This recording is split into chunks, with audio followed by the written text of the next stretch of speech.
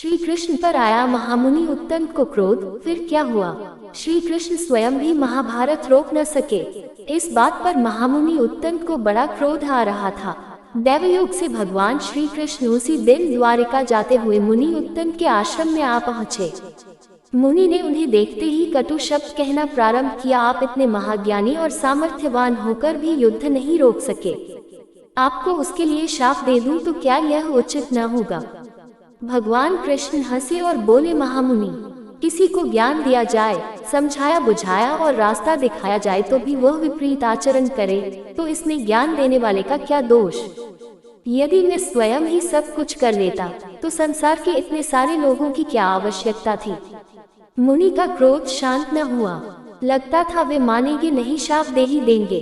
तब भगवान कृष्ण ने अपना विराट रूप दिखाकर कहा, महामुनि, मैंने आज तक किसी का अहित नहीं किया।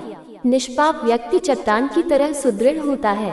आप शाप देकर देख लें, मेरा कुछ नहीं बिगड़ेगा। हाँ, आपको किसी वरदान की आवश्यकता हो तो हमसे अवश्य मांग लें। उत्तंक ने कहा, तो फिर आप ऐसा करें कि इस मरुस्थल में भी जल वृष्टि हो और यहाँ भी सर्वत्र हरा भरा हो जाए। कृष्ण ने कहा, तथास्तु, और वे वहाँ से आगे बढ़ गए। महामुनि उत्तंक एक दिन प्रातःकालीन भ्रमण में कुछ दूर तक निकल गए। दिन चढ़ते ही धूल भरी आंधी आ गई और मुनि मरुस्थल में भटक गए। जब मरुदगणों का कोप शांत हुआ तब उत्तंक ने अपने आप को निर्जन मरुस्थल में पड़ा पाया। धूप तप रही थी, प्यास के मारे उत्तंक के प्राण निकलने लगे। तभी महामुनि उत्तंक ने देखा, चमड़े के पात्र में जल लिए एक चांडाल सामने खड़ा है और पानी पीने के लिए कह रहा है। उत्तंक उत्तेजित हो उठे और बिगड़ कर बोले, शूद्र, मेरे सामने से हट जा, नहीं तो अभी शाप देकर भस्म कर दूंगा। चांडाल होकर तू मुझे पानी पिलाने आया है? उन्हें साथ साथ कृष्ण पर भी क्रोध आ गया। मुझे उस दिन मूर्ख बनाकर चले गए, पर आज उत्तंक के क्रोध से बचना कठिन है। जैसे ही शाप देने के लिए उन्होंने मुख खोला कि सामने भगवान श्री कृष्ण दिखाई दिए। कृष्ण ने पूछा, नाराज न हो महामुनि, आप तो कहा करते हैं कि आत्मा ही आत्मा है, आत्मा ही इंद्र और आत्मा ही साक्षात परमात्मा है। फिर आप ही बताए कि इस चांडाल की आत्मा में क्या इंद्र नहीं थे?